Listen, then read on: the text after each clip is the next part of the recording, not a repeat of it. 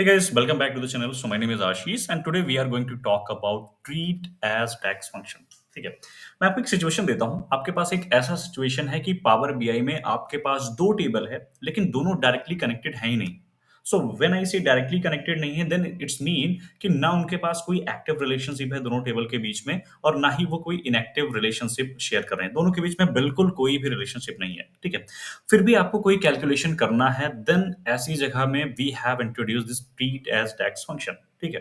तो इसमें क्या है, ट्रीट एज डेक्स फंक्शन जो है बिना किसी भी फिजिकल रिलेशनशिप के ये वर्चुअल रिलेशनशिप आपस में क्रिएट करता है और कैलकुलेशन करता है। तो आज हम देखेंगे इसका यूज कैसे करना है कब अवॉइड करना है, कॉमन जो कॉमन मिस्टेक्स हैं वो क्या चीजें हैं, वो चीजें हम रियल एग्जांपल के साथ देखेंगे। तो मैं इसके लिए वीडियोस बना रहा हूँ क्योंकि अभी people having less awareness of this function and they are confuse actually कि कब यूज करना है, कैसे करना है और इसका कैसे इंपॉर्टेंट रोल कैसे प्ले होगा हमारे किसी पर्टिकुलर टास्क में। तो देखेंगे इसको आज वर्कशॉप में, समझेंगे इसको कैसे इसको किया जा सकता है।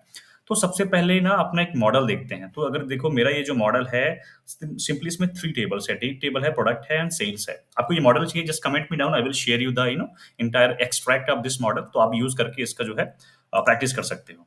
अब जैसे मेरा अभी मैं क्या करता हूँ, ये जो दोनों टेबल है, सेल्स टेबल है। अगर यहाँ पे सिंपली मैं आपको दिखाऊं सेल्स टेबल क्या है, सेल्स की आईडी है, प्रोडक्ट आईडी, डेट है, क्वांटिटी है, category and sales amount. And in the date table what we have the date, year, month, day and quarter. ठीक है। और ये दोनों अगर आप देखोगे डेट में जो सेल्स है और जो डेट है वो कनेक्टेड है किससे, डेट से। तो मैं सिंपली ये जो रिलेशनशिप है इसको मैं कर देता हूं डिलीट। ठीक है। अब देखोगे इसमें कोई भी एक्टिव रिलेशनशिप नहीं है। ओके। तो जब इसमें कोई रिलेशन नहीं है, अब मैं अभी तो ये इंटेंशनली कर रहा हूं लेकिन कभी कभी हमारे पास ऐसा सिनेरियोज आता है कि जब हम मतलब आप सपोज करो कि यहाँ पे कोई एक डेट आईडी है और शिप आईडी है, फिर मुझे उससे कनेक्ट करना है, मतलब मैं रिलेशनशिप दे ही नहीं सकता। ठीक है। ऐसी मेरे पास प्रॉब्लम है। तो उस सिनेरियो में हैंडल करना है और उसको कैलकुलेशन करना है तो कैसे कर सकते हैं। अब इसको एक एग्जांपल मान के चलते हैं कि मान लो मैं इसका और इसका रिलेशनशिप नहीं बना सकता हूं due to any particular ABC reason. Okay. Now I have to calculate the sales over the month. तो सिंपली क्या करेंगे यार, हम वर्कशॉप पे चलते हैं। यहाँ पे क्या करेंगे, हम एक ऐड करेंगे अपना टेबल और इस टेबल में डेट टेबल से हम लेके आएंगे हमारा month table. Okay, perfect. So मैं यहाँ पे मंथ ऐड करूंगा। ओके। तो ये सम ऑफ मंथ आया है, I will do it, don't summarize. अच्छा, मेरे ये जो मॉडल है ना इसमें ना केवल 2024 का ही डेटा है। ठीक है। तो इसीलिए मैं बाकी चीजें नहीं कर रहा हूँ। आप देखोगे ना जो ईयर है दिस इज ओनली 2024। ओके। तो यहाँ पे मैं गया।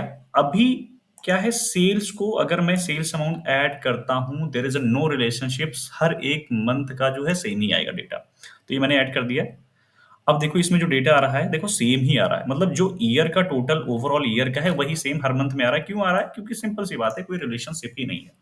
तो ऐसे सिनारियोज को अगर मुझे हैंडल करना है तब मुझे यूज करना पड़ेगा ट्रीट एज टैक्स फंक्शन, जो कि क्या करता है कि वर्चुअली जो है ना इन दोनों टेबल के बीच में वर्चुअली एक रिलेशनशिप बनाता है और उसके बिहाफ पे आप अपना कैलकुलेशन कर सकते हो।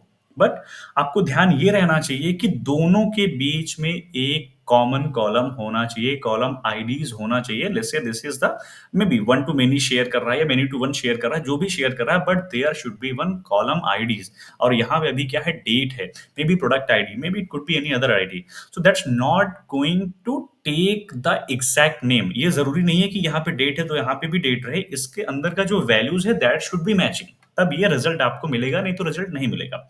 और सेकंड चीज क्या है, this function is not going to work in the direct query, या फिर अगर आप इसमें आरएलएस यूज कर रहे हो अपने पर्टिकुलर टेबल में and you are sharing this report, तो आरएलएस में भी ये काम नहीं करता है। तो ये चीजें आपको ध्यान थोड़ा सा रखना है जब भी आप ये फंक्शन यूज करो। Make sure you are not going to apply RLS into your particular report, तब तो ये ठीक है।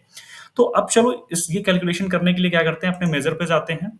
We will create one new measure और यहाँ पे न्यू मेजर पे हम क्या करेंगे, we will write it as total sales और एक नेमिंग कन्वेंशन के लिए यहाँ पे राइट करेंगे ट्रीट एज। ठीक है।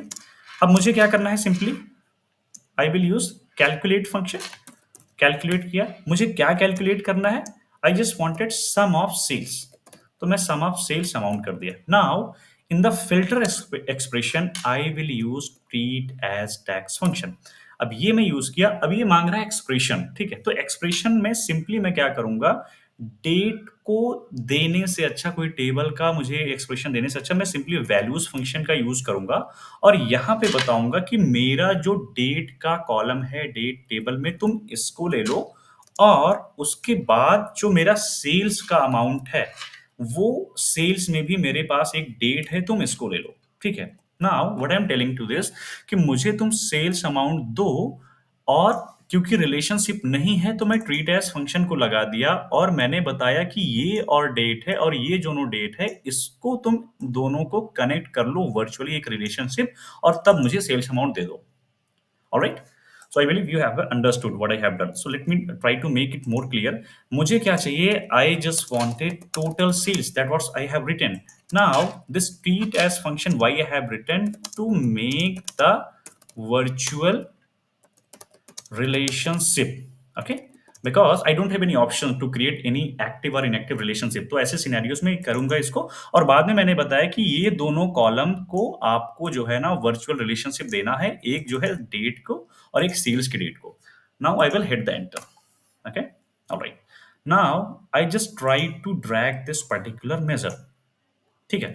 अभी आप देखो सबका सेल्स आ गया, ठीक है, 236350 ये सारा सेल्स आ गया। और अगर मैं आपको अभी ये करेक्ट भी करना चाहूं, अगर आप इसको देखना भी चाहो, अच्छा एक चीज मैं आपको और बताऊं जरूरी, ये अगर मैं एक्टिव भी कर दूंगा तो भी काम करेगा क्योंकि उसने वर्चुअली बना ही दिया है, तो ये जो है ना कोई एरर नहीं थ्रो करेगा। अगर मैं भी आपको एक्टिव कर दूं तो जो डेट जो हमारा नॉर्मल सेल्स था वो भी एग्जैक्टली सेम आने लगेगा। देखो अभी मैंने इसको मेनी टू वन था और मेनी टू वन पे इसको मैंने सेव कर दिया, okay. Now if you will see both are coming like the same, ठीक है। सो लेकिन आपको अवॉइड करना है, ठीक है। You do not have to use it on the active relationship, this is not the way to use, okay. You have to use this function when you do not having the active, not active any relationship. जब कोई भी relationship exist नहीं करता है, still you wanted to calculate something, तब आपको treat as function use करना है, ठीक है। तो ये एक फर्स्ट एग्जांपल हुआ जिसको आप इजीली कर सकते हो। सेकंड क्या क्या कभी कभी क्या आता है कि when you have something order date and ship date, and आपके पास एक रिलेशनशिप है ऑर्डर डेट का बट शिप डेट से कैलकुलेट करना है, देन वहां पे भी आप ये चीजें यूज कर सकते हो, ओके।